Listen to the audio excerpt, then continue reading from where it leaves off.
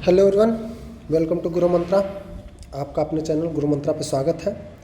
पिछले क्लास में हम लोगों ने क्लास 10th का यूपी बोर्ड माध्यम से सत्र 2023-24 के लिए मैथ का सिलेबस यूनिट वाइज देख लिए थे कि किस चैप्टर से कितने नंबर के पूछे जाने वाले हैं और एक यूनिट में कौन कौन सा चैप्टर आपको पढ़ना है, कौन सा इजी पार्ट है, कौन सा डिफिकल्ट है और कहाँ से प्रश्न आपके बनेंगे। आज हम बात करने वाले हैं साइंस से संबंधित प्रश्नों के। 2023-24 सत्र में जो 100% सिलेबस आपको दे दिया गया है उसमें आपको साइंस में किस चैप्टर से कितने नंबर्स के आएंगे इसके बारे में स्टडी करने वाले हैं। ओके, तो चलिए स्टार्ट करते हैं। तो यहाँ पर साइंस में आपको कितने यूनिट डिवीज़न होंगे? 5 यूनिट में डिवीज़न होगा। देखिए यहाँ पर हम बता रहे हैं यूनिट 1, ठीक है, यूनिट 2, यूनिट 3 और यूनिट 4 और यूनिट 5। ये आपके 5 यूनिट बनेंगे और इन पाँचों यूनिट में आपको कितने चैप्टर्स हैं और यूनिट का नाम क्या है और कितने मार्क्स आने वाले हैं इसको हम लोग डिटेल में देख लेते हैं, ठीक है। तो यूनिट 1 में आपका यूनिट 1 का नाम क्या है? रासायनिक पदार्थ एवं प्रकृति एवं व्यवहार। रासायनिक पदार्थ, प्रकृति एवं व्यवहार। इससे कितने नंबर के पूछे जाएंगे? 20 नंबर के पूछे जाएंगे और ये आपका पूरा केमिस्ट्री का पोर्शन है, ठीक है। किसका पोर्शन है? केमिस्ट्री का पोर्शन है। और केमिस्ट्री में आपको इसमें 5 चैप्टर पढ़ने हैं। पहला चैप्टर आपको क्या होगा? रासायनिक अभिक्रियाएँ, रासायनिक अभिक्रियाएँ एवं उसके प्रकार एवं प्रकार। तो पहला चैप्टर होगा आपका रासायनिक अभिक्रिया एवं प्रकार। दूसरा चैप्टर यहाँ पर आपका क्या बनेगा? अम्ल, क्षार और लवण। अम्ल, क्षार एवं लवण, यह आपका बनेगा अम्ल, क्षारक और लवण। तीसरा चैप्टर आपका धातु एवं अधातु होगा। धातु और अधातु, ये थर्ड चैप्टर है। चैप्टर नंबर 4 था आपका कार्बनिक यौगिक। कौन है? कार्बनिक यौगिक, ठीक है।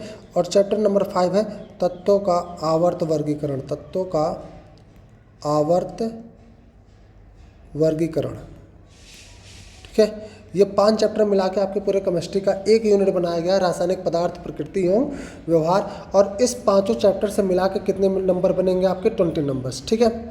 और ये 5 चैप्टर एक साथ आपको पढ़ लेने हैं जिससे 20 नंबर आपके बन जाएं। क्लियर? यूनिट 2 आपका बायोलॉजी का पोर्शन है। किसका? बायोलॉजी का। जय जगत, ये बायोलॉजी वाले पोर्शन है, ठीक है। और इसमें कितने बन रहे हैं? 20 मार्क्स यहाँ भी बनेंगे। अब इस बायोलॉजी के जय जगत में कितने चैप्टर बनते हैं? इसमें आपके 4 चैप्टर होंगे, मुख्यतः 4 चैप्टर। कौन कौन सा? एक आपका पहला हो जाएगा जैव प्रक्रम। जैव प्रक्रम। दूसरा चैप्टर हमारा हो जाएगा जंतुओं एवं पौधों में नियंत्रण और समन्वय। जंतुओं एवं पौधों में नियंत्रण एवं समन्वय, ठीक है। थर्ड चैप्टर आपका प्रजनन से संबंधित होगा, प्रजनन से। और चौथा चैप्टर आपका होगा आनुवांशिकता से। आनुवांशिकता, ठीक है। और जैव विकास एवं जैव विकास। ये 4 चैप्टर मिला के आपके बायोलॉजी के सेकेंड यूनिट का निर्माण कर रहे हैं और इस यूनिट का नाम रखा गया है जैव जगत यानी बायो वर्ल्ड। और कितने मार्क्स यहाँ पर बनेंगे? 20 मार्क्स के यहाँ पर बनेंगे। यहाँ सिर्फ 4 चैप्टर पढ़ने से ही आपको 20 नंबर मिलने वाले हैं, यानी बायोलॉजी का पोर्शन आपको बिल्कुल पढ़ के जाना है और 4 ही चैप्टर में आपको 20 नंबर बन जाएंगे। क्लियर?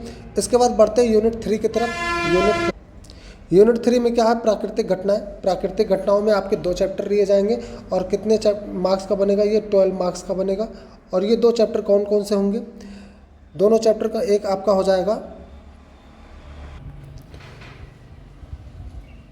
प्रकाश।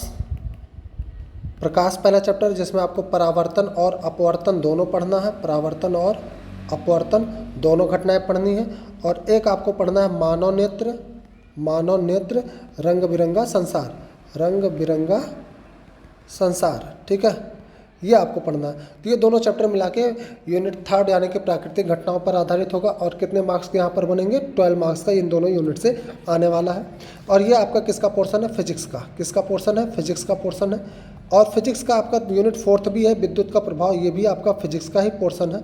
और यहाँ पर भी 2 चैप्टर लिए जाएंगे। एक आपका विद्युत होगा पहला चैप्टर और दूसरा चैप्टर यहाँ पर होगा चुंबकत्व। चुंबकत्व, ठीक है। ये 2 चैप्टर आपको मिलेंगे विद्युत और चुंबकीय से संबंधित। तो यहाँ पर इस दोनों चैप्टर से मिलाकर कितने बनेंगे 13 मार्क्स। यानी सबसे ज़्यादा वेटेज जिस पोर्शन का आने वाला है वो फिजिक्स का होगा, और फिजिक्स के दोनों चैप्टर मिला के कितने मार्क्स मिल रहे हैं 25 मार्क्स। कितने 25 मार्क्स बन रहे हैं फिजिक्स के यूनिट मिला के, ठीक है। इसके बाद यूनिट 5 जो कि लास्ट यूनिट है आपका, यूनिट 5 में आपको प्राकृतिक संसाधन पढ़ना, और इससे कितने मार्क्स पूछे जाएंगे 5 मार्क्स। सबसे कम मार्क्स यहीं से आ रहा है प्राकृतिक संसाधन से ही। अब बात करते हैं प्राकृतिक संसाधन में कौन कौन से चैप्टर पढ़ने हैं। देखिए इसको पढ़ना ज़्यादा हो जाता है और मिलता कम नंबर है। यहाँ 3 चैप्टर आपके बनेंगे। 3 चैप्टर में एक चैप्टर आपका है ऊर्जा के स्रोत, ऊर्जा के स्रोत। दूसरा चैप्टर हो जाएगा हमारा पर्यावरण, ठीक है। और तीसरा चैप्टर हो जाता है प्राकृतिक संसाधनों का प्रबंधन, प्राकृतिक संसाधनों का प्रबंधन, ठीक है, मैनेजमेंट ऑफ नेचुरल रिसोर्सेज, ठीक है। तो ये प्राकृतिक संसाधन में आपको 3 चैप्टर पढ़ने, और तीनों चैप्टर पढ़ने के बाद आपको कितने नंबर के पूछे जाएंगे, सिर्फ और सिर्फ 5 नंबर के पूछे जाएंगे। और ये साधारण प्रश्न होते हैं 5 नंबर के, जो आप नहीं भी पढ़ के जाते हैं तब भी आप बना सकते हैं।